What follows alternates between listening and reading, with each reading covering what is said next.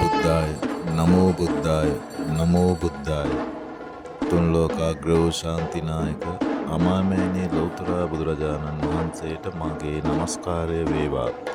සබ්බ දානං ධම්ම දානං ජිනාතේ. අද මම කියවන්නේ අරහම් බුදු ගුණයට අදාළ තවත් පරිච්ඡේදයක්. උපාසිකාවක් නිසා රහත් වූ මහා මිත්‍ර තෙරුන් වහන්සේ. මහා මිත්‍ර තෙරුණෝ කස්සක නම් ලෙනක වාසය කෙරෙති. එක් උපාසිකාවක් උන්වහන්සේ දරුවෙකු ලෙස සලකා පෝෂණය කරන්නීය.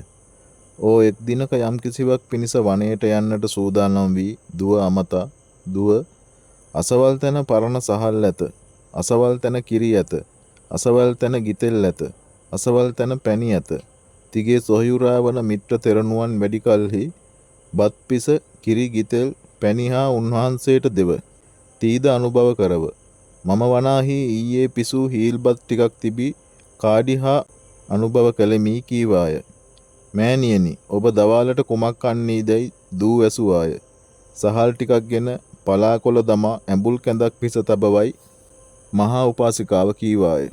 තෙරුන් වහන්සේ උපාසිකාවගේ ගෙට යනු පිණිස සිවුර ගැටවටු ගන්වා ගන්තිලා පසුම්බියෙන් පාත්‍රය ගන්නා කල්හි උපාසිකාවගේ කතාව උන්වහන්සේට ඇසින.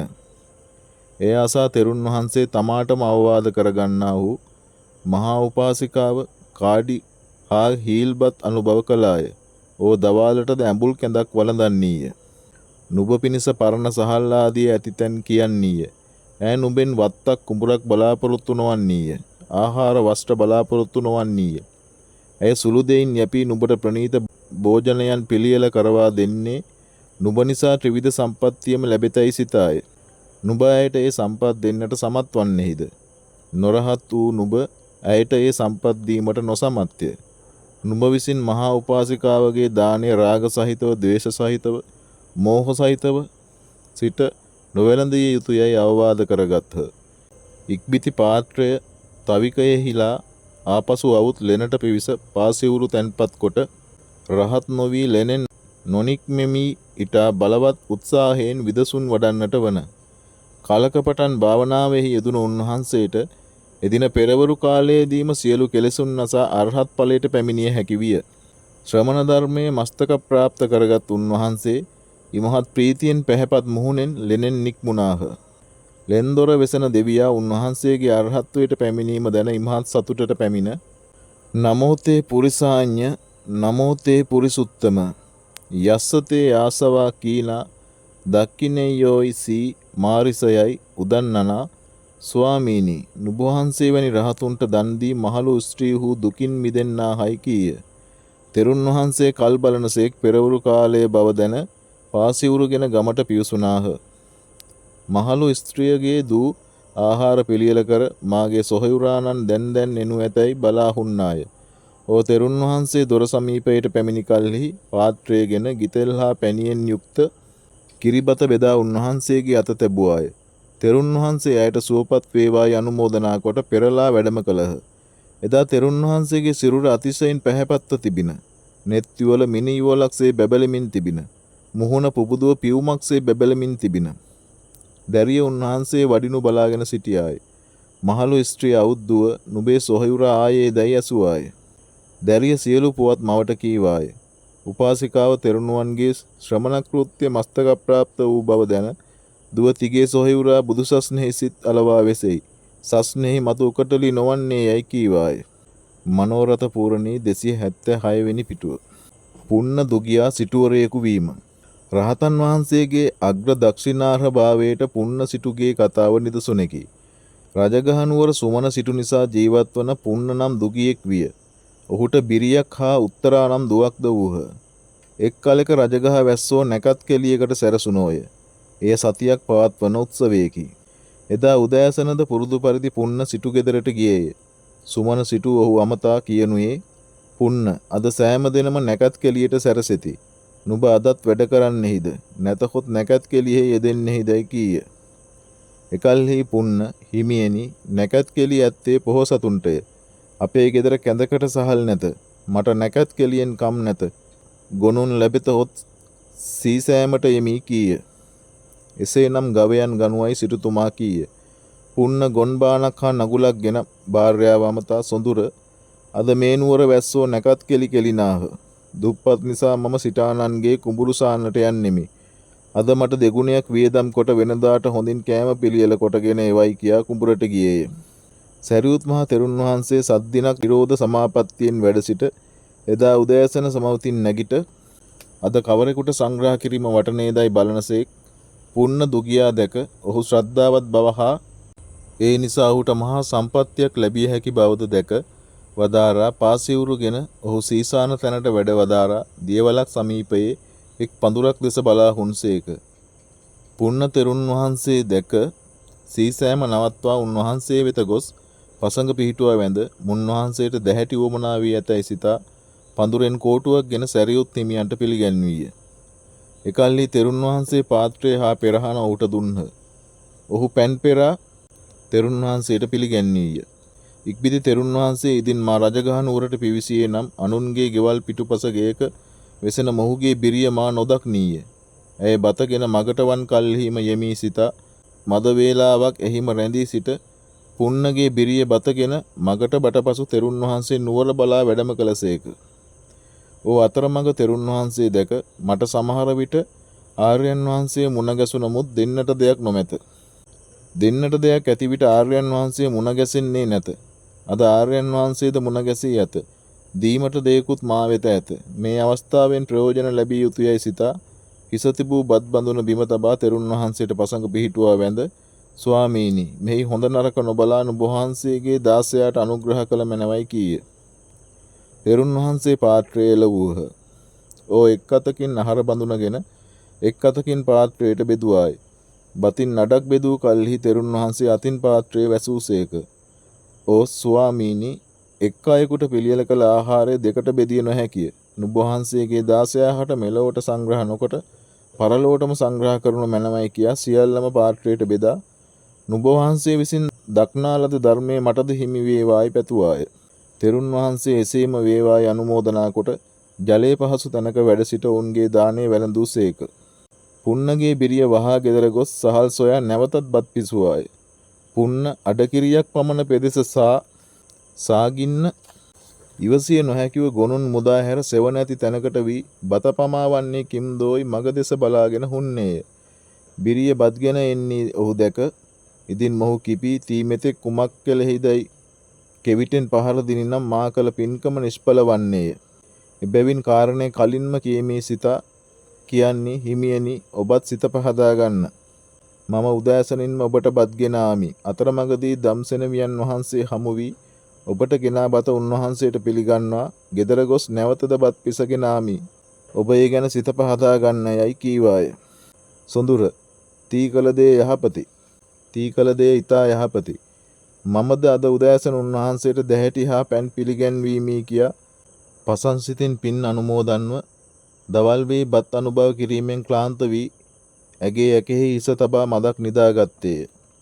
අවදි වී බැලූ ඔහුට තමා සෑ පෙදෙස රන්වන් වී පෙනිනි.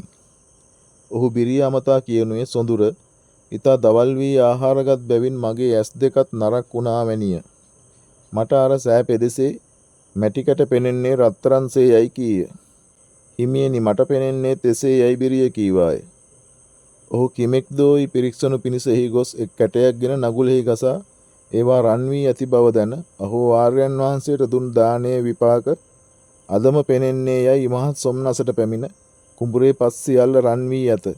මෙතෙක් ධනය මට පරිහරණය නොකළ හැකිය. රජුගේ මාර්ගයෙන් මේ ධනස්කන්ධය ගෙන්වා ගත යුතුයයි සිතා රජු වෙත ගොස් දේවයන් වහන්ස මා සෑ කුඹුරේ පස් රන් වී ඇත. ඒවා ගෙන්වා ගන්නට වටනේ යයි කීය. රජතුමා නුඹ අද කුමක් කළෙහිදයි ඇසීය. දේවයන් වහන්ස මම අද උදෑසන කුඹුරේදී දම්සෙනවියන් වහන්සේට දැහැටි හා පැන් පිළිගැන්වීමි. මාගේ බිරිය මට ගෙනන ලද බතද උන්වහන්සේට පිළිගැන්වී යයි පුන්න කීය. රජතුමා දම්සෙනවියන් වහන්සේට දුන් දානයේ විපාක අදම පෙන්වන්නේ යයි කියා දරුව දැන් කුමක් කළ යුතුදයි ඇසීය. බොහෝ ගැල් යවා රන් ගෙන්නුව මැනවයි පුන්න කීය.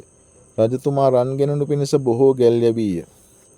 රාජපුරුෂයෝ එහි ගොස් රජුගේ රත්තරන් යයි ගත් කල්හි අතට එන රන් කැට නැවත මැටි කැටම විය. ඒ බව රජුට දැන්වූ කල්හි රජතුමා ඒවා පුන්නගේ රන්නේ කියාගෙන ගැල්වලට පටවා ගන්නට කීය. එසේ කරන කල්හි ඒවා රත්තරන් ලෙසම තිබින. ගැල්කරුවෝ ඒ සියල්ල ගෙනවුත් රජ මිදුලේ ගොඩ ගැසූහ. අසූරියනක් උස රන් ගොඩක් විය. ඉක්බිති රජතුමා නුවරුන් රැස් කරවා මේ නුවර මෙතෙක් රන් අන් කවරෙකුට ඇත්තේ දැයි ඇසීය. දේවයන් වහන්ස කිසිවෙකුට නැතැයි වැස්සියෝ කීහ. දැන් මොහුට කුමක් කළ යුතුදැයි රජු ඇසූ කල්හි දේවයිනි සිටු තනතුර දෙන්නට වටනේ යයි නුවර වැසියෝ කීහ. රජතුමා නුඹ බහුදන සිටු නම් වේවයි කියා ඔහුට සිටු තනතුර දින. ඔහුට ගෙයක් තනවාගෙන විසීමට ඉඩමක්ද දින. ඔහු එහි ගෙයක් කරවා ගෙවදීමේ මංගල්‍ය හා චත්‍ර මංගල්‍ය එකටම ගෙන සතියක් බුදුපාමොක් මහසංඝනට දන් දින. අවසානයේදී තථාගතයන්න් වහන්සේගෙන් දහම් අසා දෙදෙනම සෝවාන් ඵලයට පැමිණියෝය. ධම්මපදට්ට කතා 495 වෙනි පිටුව. දෘෂ්ට ධර්ම විපාක දෙන දානාංශ. පුන්නහට සුළු දානයේ විපාකයේ එකෙනෙහි මේ තරම් විශාල අන්දමට ලැබුණේ සැරියුත් මාහිමියන්ගේ ගුණ සම්පත්තිය නිසාය. දායකයනට එසේ ඵල ලබා දීමට සමත් බැවින් සැරියුත් මාහිමියෝ අග්‍ර දක්ෂිනාර්හ වෙති. අග්‍ර දක්ෂිනාර්හ සීනාශ්‍රවයන්ට දීමෙන් වුවද සමකල්හි දෘෂ්ට ධර්මයෙහි විපාක නොලැබේ. ඒ ආත්මයේදීම දානයේ විපාක ලැබෙන්නට දානය කරුණු 4කින් යුක්ත විය යුතුය. චතස්සෝහි සම්පදා නාම වත්තු සම්පදා, පච්චය සම්පදා, චේතනා සම්පදා, ගුණාතිරේක සම්පදාති. තත්ත නිරෝධ සමාපත්තිතෝ වුට්ටිතෝ අරහාවා අනාගාමීවා දක්ඛිනේයෝ වත්තු සම්පදා නාම. පච්චයානං ධම්මේන සමේන උප්පත්ති පච්චය සම්පදා නාම. දානතෝ පුබ්බේ දාන කාලේ පච්චා භාගෙති තීසු කාලේසු චේතනාය සෝමනස්ස සහගත ඥාන සම්ප්‍රයුක්ත භාවෝ චේතනා සම්පදා නාම. දක්ඛිනේයානං සමාපත්තිතෝ උට්ඨිත භාවෝ ගුණාතිරේක සම්පදා නාම. ඒතාසං අනුභාවේන දිත්තේච ධම්මේ මහා සම්පතින් පාපුන්නති. වස්තු සම්පත්තිය, ප්‍රත්‍ය සම්පත්තිය, චේතනා සම්පත්තිය, ගුණාතිරේක සම්පත්තිය යයි සම්පත්ති 4කි. නිරෝධ සමාපත්තියෙන් නැගී සිටි අරහත් වූ හෝ අනාගාමී වූ හෝ ප්‍රතිග්‍රාහකයා වස්තු සම්පත්තිය. දාන වස්තුව දැහැමින් ලද දෙයක් වීම ප්‍රත්‍ය සම්පත්තිය. දීමට පළමුවය, දෙන අවස්ථාවේ, දීමෙන් පසුව යන තුන් කාලයෙහිම චේතනාව සෝමනස්ස සහගත ඥාන සම්ප්‍රයුක්ත වීම චේතනා සම්පත්තිය. ප්‍රතිග්‍රාහකයා නිරෝධ සමාපත්තියෙන් නැගී සිටියෙකු වීම ගුණාතිරේක සම්පත්තිය. මේ සම්පත්තීන්ගේ ආනුභාවයෙන් දායකයෝ යහාත්මයේදීම මහා සම්පත්තියට පැමිණෙත් යනු ඉහත දැක් වූ පාඨයේ තේරුමය. මේ කරුණු 4න් යුක්ත කොට දානයක් දෙන්නට ලැබෙන්නේ කලාතුරකිනි. වර්තමාන කාලයේ නම් මෙබඳු දානයක් දෙන්නට ලැබෙන්නේම නැත. අනාගාමීන්ට දීමෙනුත් වර්තමාන භාවයේ ඵල ලැබෙන බව ඉහත දැක් වූ පාඨයෙන් කියවෙන නමුත් අනාගාමී පුද්ගලයන්ට දන් දී යහාත්මෙහිම විපාක ලැබූ අය පිළිබඳව කතා ප්‍රවෘත්ති නොදක්නා ලැබේ. හිසකේ විකුණා දන් දුන් කාන්තාවක්.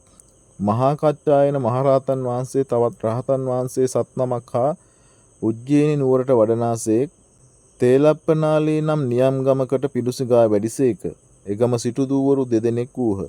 එකියක් පිරිහුණු සිටු පවුලක උපත ලබා මාපියන්ගේ ඇවෑමෙන් පසු කිරිමවකගේ උපකාරයෙන් ජීවත් වන දිරිඳු තරුණියකි.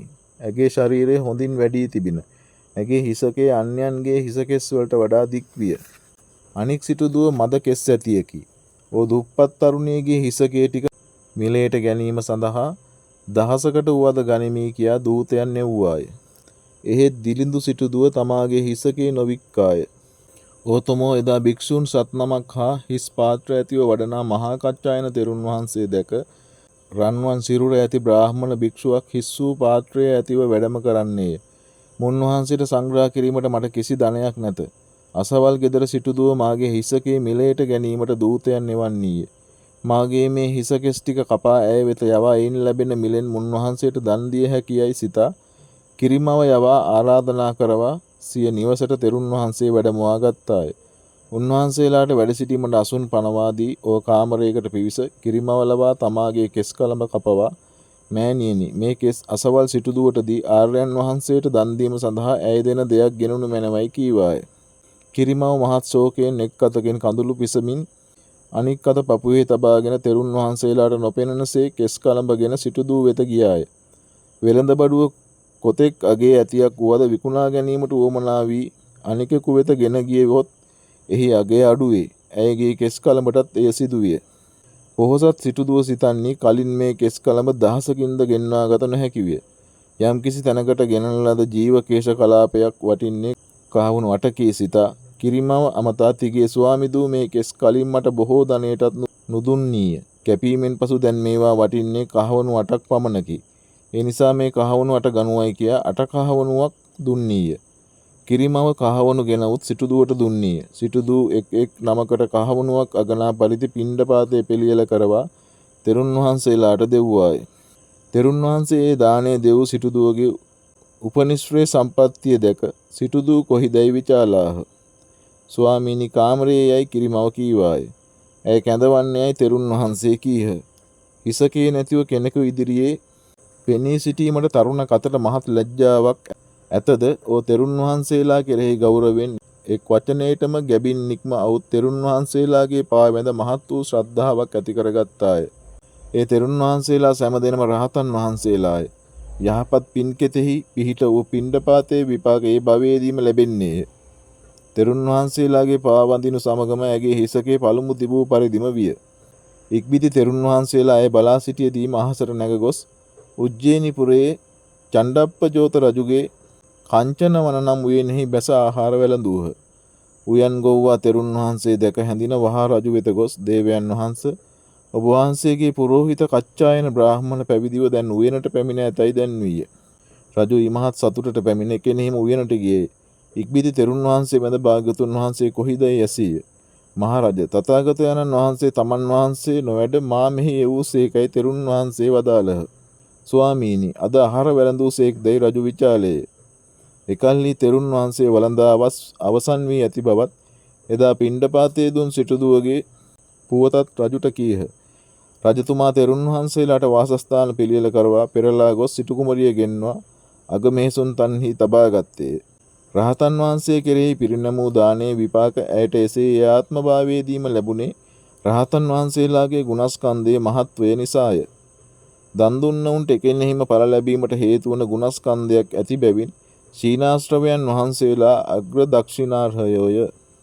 අන්නබාර දුගියාගේ කතාව. පසේ බුදුවරයෙකුගේ දක්ෂිනාව මහත්ඵල කිරීමේ බලය අග්ග දක්ඛිනේය නාමයේ දරන මහරහතුන්ගේ දක්ෂිනාව මහත්ඵල කිරීමේ බලයට වඩා 100 ගුණයෙන් වැඩි බව වේලාම සූත්‍රය අනුව කිව යුතුය. පසේ බුදුවරුන්ගේ දක්ෂිනාර්හ භාවයට නිදසුනක් වශයෙන් අන්නබාර නැමැති දුගියාගේ කතාව දැක්වීම සුදුසුය. ඒ මෙසේය. අතීතයේ බරණැස් නුවර සුමන නම් සිටුවරයෙක් විය. ඔහු දිනපතා දුගී මගේ යාචකාදීන්ට මහා දානයක් දෙයි. ඔහු ඇසුරු කර ජීවත් වන අන්නබාර නම් දුගියෙක් විය. පසේ බුදුහු විශේෂයෙන්ම දුගියන්ට අනුකම්පා කරන්නෝය. එක් දවසක් උපරිට්ට නම් පසේ බුදුන් වහන්සේ ගන්ධමාදන පර්වතයෙහි නිරෝධ සමාපත්තියට සමවැදී සිට ඉන් නැගිට අනුග්‍රහ කළ යුත්තක විමසන්නාහු අන්නබාර නම් දුගියා දැක ඔහුට අනුග්‍රහ කරනු පිණිස ඔහු වනයෙහි සිට සිය නිවසට එන වේලාවෙහි පාසිවුරු ගෙන අහසින් වැඩම කර ග්‍රාමද්වාරයෙහි අන්නබාර එන පෙර මග සිටිසේක. දුගී අන්නබාර හිස් පාත්‍රයෙන් සිටි පසේ බුදුන් දැක උන්වහන්සේට වැඳ ස්වාමීනි භික්ෂාව ලදසේක් දැයි විචාලේය. ලබන්නෙමි මහ පිනැතියයි පසේ බුදුහු වදාළහ. එකල්හි අන්නබාර ස්වාමීනි මොහොතකට මෙහිම වැඩ සිටිනු මැනවයි කියා වේගයෙන් ගෙට ගොස් බිරිය අමතා මාගේ බත් පංගුව ඇතිදැයි අසා ඇතයයි කී කල්හි වහා ගොස් පසේ බුදුන් වහන්සේගේ පාත්‍රය ගෙනවුත් භාර්යාව අමතා සොඳුර අපට පෙරපින් මද බැවින් දිරිඳුව සිටින්නට වී ඇත. අපට දෙනු කැමැත්ත ඇති වූ දාට දෙන්නට දෙයක් නැති වෙයි. දෙන්නට දෙයක් ඇති දාට ප්‍රතිග්‍රාහකයෙකු නොලැබේ. අද මට උපරිට්ට පසේ බුදුන් වහන්සේ හමු වූහ. මාගේ බත් පංගු මේ පාත්‍රයට බෙදා දෙවයි කීය. නුවණැති බිරිය සිය සැමියාගේ දාණයට තමාද කොටස්කාරීක විය යුතුයයි සිතා තමාගේ බත් පංගුව දේ පාත්‍රයට බෙදා දුන්නීය. අන්නබාර පසේ බුදුන් වහන්සේ වෙත පාත්‍රය ගෙන ගොස් පිළිගන්වා ස්වාමීනි මේ පිනෙන් මම මේ දුප්පත් ජීවිකාවෙන් මිදෙම්වායි කීය. පින්වත් එසේම වේවායි පසේ බුදුන් වහන්සේ වදාළහ. ඉක්බිති අන්නබාර ඔහුගේ උතුරු සළුව බිම අතුරා මෙහි වැඩ සිට වළඳනු මැනවයි කීය. පසේ බුදුන් වහන්සේ එහි වැඩ සිට ආහාර වැළඳූසේක. දන් වැළඳූ පසු අන්නබාර පසේ බුදුන් වහන්සේට පාත්‍රය සෝදා ගැනීමට වතුරද සපයා දින. අවසානයේ පසේ බුදුන් වහන්සේ පසේ බුදුවරුන්ගේ සිරිත පරිදි අනුමෝදනා කොට මගට පිළිපන්සේක. එකල්හි සුමන සිටුගේ ජත්‍රෙහි වෙසෙන දෙවියා ඒ දානය දැක අහෝ දානම් පරම දානං උපරිට්ටේ සුප්පතිට්ඨිතං ඊ තුන්වරක් කියා සාදුකාර දින. එකල්හි සුමන සිටු ඔහුගේ සාදුකාරය තමාගේ දානය ගැන දුන් සාදුකාරයකයි සිතා කිමෙක්ද මෙතෙක්කල් මා දන් දෙනවා නුඹ නුදුටුෙහි දැයි කීය. සිටුතුමෙනි මම ඔබගේ දානයට සාදුකාර දුන්නේ නොවෙමි. අන්නබාර විසින් උපරිට්ට පසේ බුදුන්ට දුන් දානයට පැහැදී සාදුකාර දුනිමි දෙවියා කීය. එබස් අසා සුමන සිටු මේ කොතරම් පුදුමයක්ද. මෙතෙක් දන් දුන් මට එක දවසකුදු දෙවියන් ලවා සාදුකාර දෙවන්නට නොපිළිවන් විය.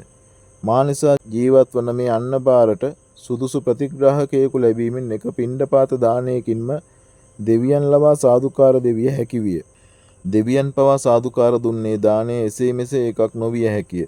එය මහ පිනක් විය යුතුය. සුදුසු දෙයක් කොට අන්නබාර සතුටු කරවා ඒ දානයත් මා අයත් කරගත යුතුයයි සිතුවේය. අහෝ තණ්හාවක සැටි. අපමණ සම්පත් ඇතුව සිට බොහෝ පින් කරමින් සිට ඒවා මදි වී දුප්පතාගේ පිනත් අයත් කරගන්නට මේ සිටුතුමා සිටීය. ඉක්බිති සිටුතුමා අන්නබාර ගෙන්වා අද නුඹ යම් කිසිවෙකුට දානයක් දුන්නේහි දැයි ඇසීය. මම අද උපරිට්ට පසේ බුදුන් වහන්සේට මාගේ බත් පංගුව දුනමි කීය. පින් මිලයට ගැනීමේ විකිණීමේ සිරිතක් පෙර ලොව පැවතින. දැනුදු ඇතැම් පෙදෙස්වල ඒ සිරිත පවතිනවා විය හැකිය. ඒ සිරිත පරිදි සිටුතුමා නුඹ දුන් දානය කහවණුවක් ගෙන මට දෙවයි කීය. අන්නබාර නොදෙමී කීය. සිටුතුමා ක්‍රමෙන් මිල වැඩි කොට ඉල්ලීය. දහසකටද නොදෙන බව අන්නබාර කීය. එසේනම් දහසක් ගෙන මට පින් දෙවයි සිටුතුමා කීය. එසේ කිරීමත් සුදුසුද නොසුදුසුද කියා මම නොදනිමි. පසේ බුදුන් වහන්සේගෙන් අසා එසේ කිරීම සුදුසු නම් පින් දෙමී සිතා ඔහු පසේ බුදුන් වහන්සේ වෙත ගොස් වැඳ ස්වාමීනි සුමන සිටු නුඹ වහන්සේට දුන් දානේ පින් දහසක් දී මගෙන් ඉල්ලයි. ඔහුට පින් දෙම්ද නොදෙම්දැයි විචාලේය. එකල්හි පසේ බුදුන් වහන්සේ වදාරනසේක් පින්වත නුඹට උපමාවක් කියමි. ගෙවල් 100ක් ඇති ගමක එක් ගේක පහනක් දැල්වෙයි. සෙස්සෝ තෙල් ගැල්ලූ පහන් තිර ගෙනවුත් ඒ පහනෙන් දල්වාගෙන යති. කිමෙක්ද? එයින් පළමු පහනේ එළිය ඇතිවේද නැතිවේදයි වදාළසේක. අන්නබාර හිමියනි පළමු පහනේ එළිය තිබුණාටත් වඩා වැඩි වේ යයි කීය. පින්වත එමෙන්ම කැඳ සැන්දක් බත් සැන්දක් වුවදදී එයින් ලැබෙන පින අනුන්ට දුනහොත් එයින් තමාගේ පින වැඩි වන්නේය. නුඹ එක පිණ්ඩපාතයක් දුන්නේය. සුමන සිටුට පින් දෙන කල්හි පිණ්ඩපාත දාන දෙකක් වන්නේය. ඉන් එකක් සුමන සිටුට හිමිවේ. අනික නුඹටම හිමිවේ. එතම පසේ බුදුන් වැඳ සුමන සිටු වෙත ගොස් පිණ්ඩපාත දානයේ පින් ගනු මැනවයි කීය. එසේනම් කහවණු දහස ගන්නෑයි සුමන සිටු කීය. මම පිණ්ඩපාතය නොවිකුණමි. ඔබට සැදැහැයෙන් පින් දෙමි අන්නබාර කීය. පින්වත නුඹ මට සැදැහැයෙන් පින් දෙව. මම ඔබගේ ගුණයට පූජාවක් වශයෙන් දහසක් දෙමි. එය ගනු මැනවයි සුමන සිටු කීය. එසේ වේවා කිය අන්නබාර කහවණු දහස පිළිගත්තේය. ඉක්බිති සුමන සිටු පින්වත දැන් නුඹට මහන්සි වී වැඩ කරන්නට උවමනා නැත. වීදියේ ගෙයක් සාදාගෙන සුවසේ වාසය කරව. එසේ වෙසෙන කල්හි නුඹට යම් අඩුවක් වුවහොත් එය මගෙන් ගනුවයි කීය. සුමන සිටු රාජසේවයටද යන්නේ. රජගෙට යන කල්හි වෙනදා සුමන සිටු අන්නබාර කැඳවාගෙන නොයනමුත් එදින අන්නබාරද කැඳවාගෙන රජු වෙත ගියේ. අන්නබාරගේ පින් බලය නිසා එදා රජු සිටු දෙස නොබලා අන්නබාර දෙසම බැලුවේය. දේවයන් වහන්ස නුඹ වහන්සේ මේ මිනිසා දෙස මෙතරම් බලන්නේ කිම්දැයි සිටු කීය. මොහු පෙර දැක නැති බැවිනයි රජු කීය. දේවයන් වහන්ස මේ මිනිසා බැලිය යුත්තේක්මයයි සිටු කීය. බැලීමට තරම් වන මොහුගේ ගුණය කවරේදයි රජු කීය. මහරජාණෙනි මොහු අද තමාගේ බත් පංගුව තමා නොකා උපරිට්ට පසේ බුදුන්ට දුන් බැවින් මාගෙන් කහවණු දහසක් පූජා ලැබී යයි සිටු කීය. මොහුගේ නම කුමක්ද? මොහුගේ නම අන්නබාරයයි සිටු කීය. නුඹේ අතින් මොහු දහසක් ලද නිසා මාගෙන්ද දහසක් ලැබීමට නිසිය. මමද මොහුට පූජාවක් කරමි කියා රජුද ඔහුට දහසක් දින. ඉක්බිති රජතුමා ඔහුට ගෙයක් සාදා දීමට නියම කළෙන් මිනිස්සු ඔහු උදෙසා බිමක් ශුද්ධ කරන්නට පටන් ගත්හ. එහි උදළු පහර ගසන තැන් නිදන් සැලිවිය. ඒ බව රජුට දැන්නූ කල්හි රජතුමා ඒ නිදන් සාරා ගොඩ ගන්නට අණ කළේය. සාරත් නිදාන පොළොවෙහි ගැලෙන්නට විය. එකකුදු මතු කළ නොහැකි විය. ඒ බව රජුට දැන්නූ කල්හි රජතුමා එසේනම් අන්නබාරගේ වචනයෙන් සාරව් යයි කීය. අන්නබාරගේ වචනයෙන්නේ කියා සාරන්නට පටන්ගත් කල්හි උදළු පහර දෙන තැන හතු පිපෙන්නාක් මෙන් නිදන් මතුවන්නට විය. ඒ ධනරාශිය ගෙනවිත් රජු සමීපයේ ගොඩ ගැසූහ. රජතුමා ඇමතියන් රැස් කරවා මේ නුවර මෙතෙක් ධනය අනිකකුට ඇතිදැයි විචාලේ. නැත දේවයන් වහන්සේයි ඇමතියෝ කීහ. එසේනම් අන්නබාර මේ නුවර ධනසිටු වේවායි කියා ඔහුට රජතුමා සිටු තනතුර දුන්නේය. ඔහු එතැන් පටන් නොයෙක් පින්කම් කොට මරණින් මතු දෙව්ලොව උපන්නේය. මනෝරථ පුරණේ 105 වෙනි පිටුව. ඒ තථාගතයන්න් වහන්සේගේ ශ්‍රී සද්ධර්මයේ ශ්‍රවණය කළ පින්වත් ඔබ සමගේ සිතේ භාග්‍යවතුන් වහන්සේ කෙරෙහි ශ්‍රද්ධාව වර්ධනය වේවා. ධර්ම ගෞරවය ඇති වේවා. පවට බිය ඇති වී අප්‍රමාදීව කුසල් සම්පාදනයට සිත නැඹුරු වේවා. තවත් මෙවැනි වීඩියෝ නැරඹීමට කැමති නම් අපගේ channel එක subscribe කරන්න. මෙය තව කෙනෙකුට දකින්න share කර ධර්ම දානමය කුසලයේ ඔබත් රැස් කරගන්න. ඔබ සැමට තෙරුවන් සරණයි.